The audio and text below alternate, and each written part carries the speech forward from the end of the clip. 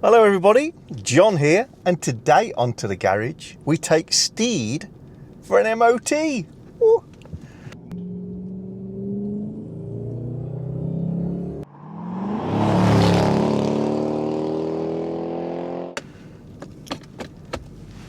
This is literally the first time and almost the only time I've driven Steed properly. I drove him off a car transporter, but really I haven't driven him at all. And of course I've done an awful lot of repairs and improvements since he came off that transporter. There's a little minor jangle coming from the rear end. Doesn't sound like suspension, more like something in the boot, but there's nothing in the boot. Could be connected with the seat belts in the rear, which I've got plugged in to their little sockets. Steering is tracking a little, potentially in alignment or tyre pressures. Check in. Tracking is when it follows the camber of the road. The suspension feels excellent, so I'm very pleased with that. Bear in mind I've done an awful lot of work on it. It feels accurate, fresh, silent.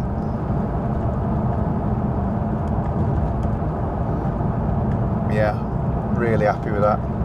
It's a little bit of a dashboard noise, which is probably the attachment points need adjusting.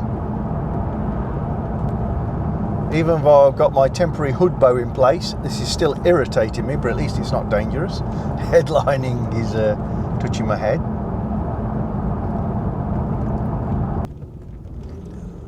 Yep, I feel good. And no warnings on the dash, which is excellent news,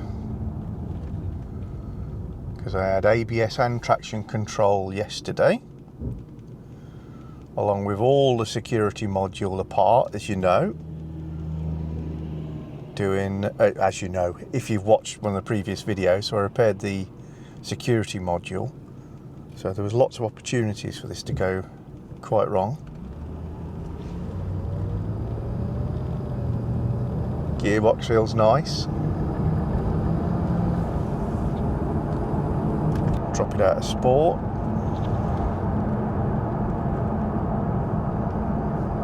Sport button works.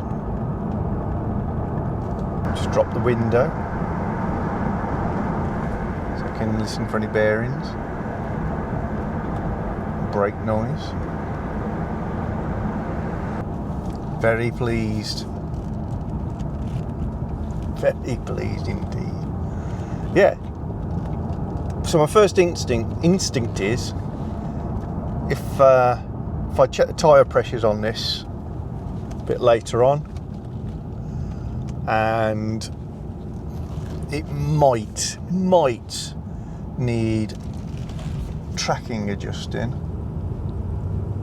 You know what? It might just be the stiffness of the lower ball joints, because they're obviously brand new and you cannot move them even with the aid of a short tube on them. So until they've bedded in, there's going to be a slight resistance to turning action. And I think I'm just so used to Purdy, which has got, if anything, overly easy steering or overly powerful power steering, however you want to term it. And this just a little less easy. It might just be the contrast, a lot of it, but I think the tyres may be a little softer. Well, and so we'll be dropping it off for its test and leaving it. Our local garage has an arrangement that basically if you book in for that day, you've booked for that day, which can seem very inconvenient, but It's an excellent garage. They keep the maximum number of slots open for MOTs during the day by doing that, and they let you know when the car's ready. It is 8 miles away, so that's not the most convenient of things, but I'd rather take it there and know that the MOT's been done well than take it to some other places where maybe they let you off with a few more things. And particularly with a car like this, project car, I want to know if there's something not right. I want to know. For those not in the UK, just for your interest, the MOT is done once a year. The anniversary of last year's MOT is the deadline. You can do it a month early. It costs anywhere between £40 and £55 depending on where you get it done. So it's not a terribly expensive thing. It's very thorough. If the car fails on something that is deemed minor, you can take it away and fix it. If it fails on something really spectacular and they deem it unsafe, then you have to arrange to have it transported away or allow the garage to fix it.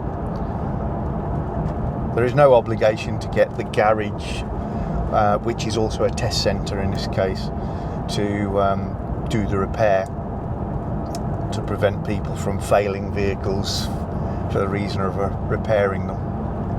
But even if the car passes all of the criteria to get an MOT certificate and therefore make it possible to get your road tax, and then therefore it is road legal, a good MOT station will list advisories, and advisories are things which do not yet constitute a fail but have been noted by the inspector during his testing, and that's a good way of keeping up with the maintenance on your car and getting a second professional opinion, like on this, when you've done a lot of repair work. The most common things for cars to fail their MOT on are tyres,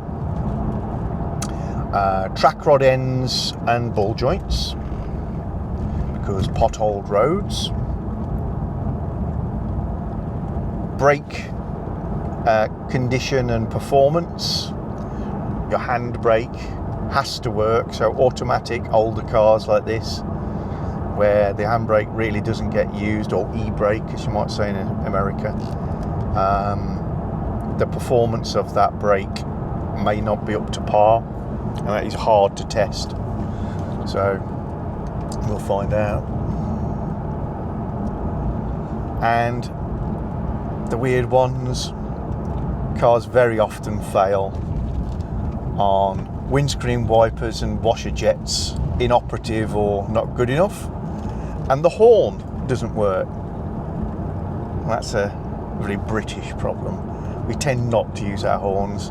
We see it as impolite, so we only use it when we really have to, and therefore a lot of people will not recognise that their horn, which is not being used in 12 months, when you come to press it, it doesn't work, and it's an instant fail. Something to remember. I am hopeful of a pass. There's a few unknowns. So brake performance, I can't really test at home. And although I know that the foot brake or standard brake definitely works and everything feels okay, the handbrake is not something I can check the performance of, how much effort it exerts. So I do not know how that's going to go. And all of the emissions related stuff, I'm not in a position to check that at home. Car hasn't been used a lot, so there are possibilities that we'll have problems in that regard. If a system is fitted to the car and is inoperative and puts up any warning lights, etc., then it will fail. So older cars may not have airbags or ABS, and they're okay. But if a car has ABS or airbags, they must work, and the warning lights cannot be on. So the more modern your car, the more systems it has, the more things there are to go wrong, which is also why you get a lot of luxury cars in the UK which fail their MOTs and people give in on them and they turn into scrappers. Mrs D's following me in the Land Rover. So once we drop the car off, we're off for a bit of breakfast in town, and then we'll go home and do some chores and bits and pieces and pace around waiting for a phone call. Another point of interest is you're not allowed to film or photograph any aspect of an MOT. So time to turn you guys off, say wish us luck, and I'll speak to you later. Bye. Okay folks, so we're back, and it's not good news. I won't lie, I was a bit depressed when I got the call from the testing station and they said it had failed. Not so much, well, it had failed because there's things you can't check easily yourself. But when one of them was mentioned, oh, my heart sank. I was gutted. But let's go back to normal John mode. Glass half full. Everything that I fixed is fixed. Nothing that the car failed on previously did it fail on again. Hooray! So I've done a great job because I've worked through everything that it failed its MOT on. It hasn't hardly turned a wheel since it had that MOT, and yet it's failed some more. So what have they picked up on? Well, the first one is utter stupidity on my part, and it was just because I was rushing. No excuse, but so the first line on the failure is tyres of different sizes are fitted to the same axle rear, and tyres of the different sizes are fitted to the same axle front. Oh, what the? All four wheels have been off this car for a month. And of course, as you know from my previous video, I was in a bit of a rush to get things back together. Staggered wheel set, you know what I've done. I've just fitted on the driver's side, I fitted a front and rear wheel swapped. They don't look particularly off. I've stared at it and thought, well, you know, I can see it now looking. But yeah, I just did that in a rush. On the positive side, remember I mentioned that the tracking fell off and then that it was tracking? I suspect that's where it is. So, yeah. So that is out of the way. That is entirely me and my stupidity. And if that was the only failure, then obviously I'd have just popped over there, swapped the tyres and said, go again, please. But this is the one that when they rang me, actually made my heart sink. Suspension component mounted prescribed area is inadequately repaired, near side rear inner. Sill area incomplete weld. I thought, oh God, somebody's found an issue with my welding. I'm not a welder, but I was quite happy with that. I thought I'd done a really good job, and I had. So when I went to pick up the car, went and asked if I could speak to the tester. The great company, the individual who tested my car came out, had a good chat with me. I said, can you tell me what this is? And took me over to the car, showed me, and it's nothing that I have welded. It is something that was already there. Yes, I didn't sort it, but I'm content with that. And it's just an area on the inner sill that a previous repair has not completely joined the new outer sill panel to the inner sill panel. There's a small gap, so that's relatively easy for me to fix. and it isn't something I was paying any attention to. The next one is exhaust has a major leak. I thought, well, that's a bit odd, because I've been under the car with it running. I've driven it here, it doesn't sound like it got a leak. When I drove it away, it's got a leak. It's got a right leak. And again, the guy explained to me nicely. He said it was running fine, and while we were doing the emissions test and raising the revs a little bit, you could hear something just go poof, and there's a repair been done. And I say repair in the loosest possible sense. It's some sort of sealant on the elbow of the catalytic converter. It's blown out. So it's been plugged with silicon sealant. Is probably not what it was, but it looked like that. Again, I should be able to weld that up. It's only a small hole, so that's a new thing. And stuff that I couldn't detect when I was doing my inspection, anti-roll bar bush. This is the D bush, the piece that the anti-roll bar runs through on the front of the car, both sides, excessively worn, and it's heavy enough and crusty enough that you can't feel it or move it if you move it with your hand. But they put these cars on vibratory plates to check suspension components, and on them it's really clear. So parts have been ordered. I'm hoping they're going to turn up today. And advisories, same issue as in vibratory plates are picked up on it. Anti-roll bar linkages and bushes, worn but not excessive.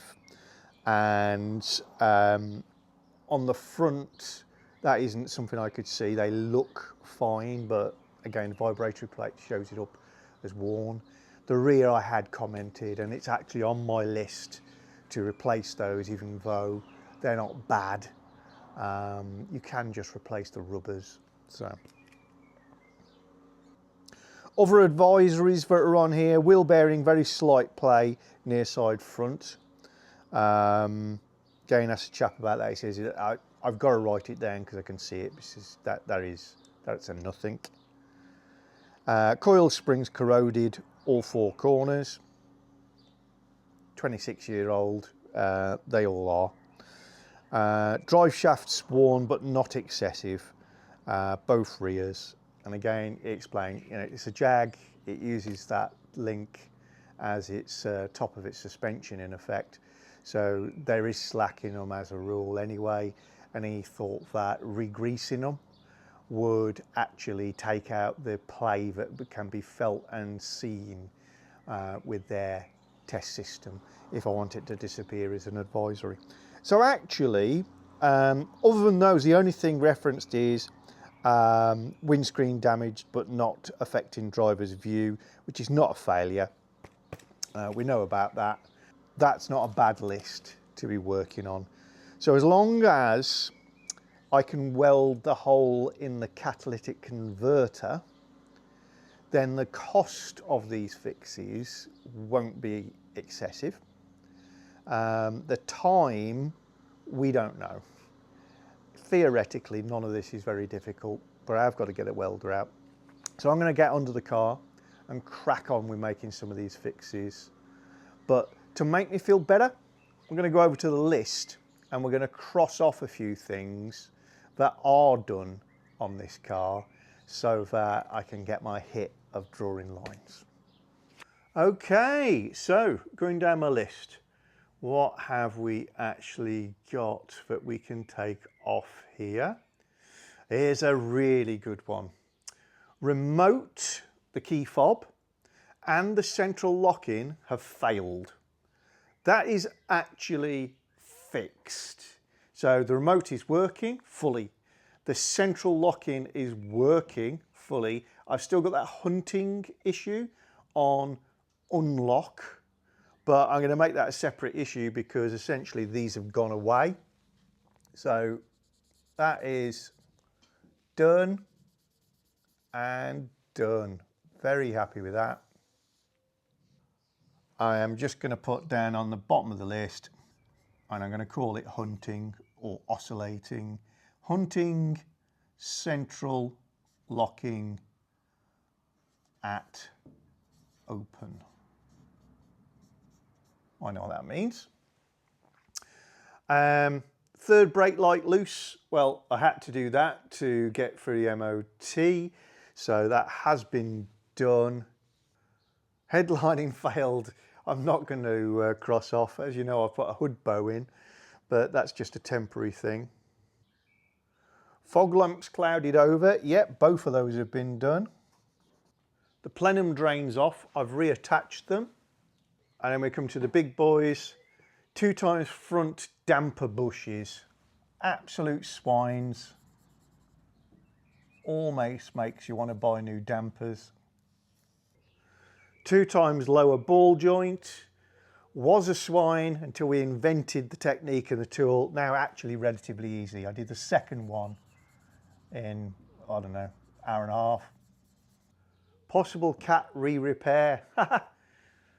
So that is coming up. Rear drop links to do. Vertical chassis leg repair, that's part of the welding that I did. Re-under seal, done. Repainting, done. Indicator bulbs white, we've now done both. Lower wishbone bush, done. So there we are. So I'm not going to top this back up now. I've rearranged, if anybody you're thinking, oh, continuity, John changed some of the numbers. I just combined a few of the scores to give me a bit more space. I've added to the bottom a used remote fob and batteries, headlining and glue because I've bought some, penetrant and lubricant that I've had to buy for it, screen wash and coolant, tax for 1 month, which I have not yet had to pay, but I'll have to pay that as soon as the car passes its MOT to bring it back legitimately, but we'll talk about that later. Insurance, I did pay out for a single day's insurance, so it's going to obviously escalate a little bit. MOT test has also been paid for once. I won't have to pay again if I can get the car back to the test centre within 10 days, which is possible, but I'm not going to promise. That was £55. So actually, good progress. If you're interested in any of the gadgets, gizmos and tools that I use in my videos, then very often I'll put a link to relevant items in the description below the video, but you can also go to amazon.co.uk/shop/to-the-garage, and that will give you the To The Garage storefront. These are not things I'm selling, it's just a link to all of the Amazon based items that I've bought over the years which are relevant to the channel. Nice little feature. Thank you very much, Amazon. If you're enjoying our channel, then don't forget to subscribe and click the little bell icon so you get notifications of new videos.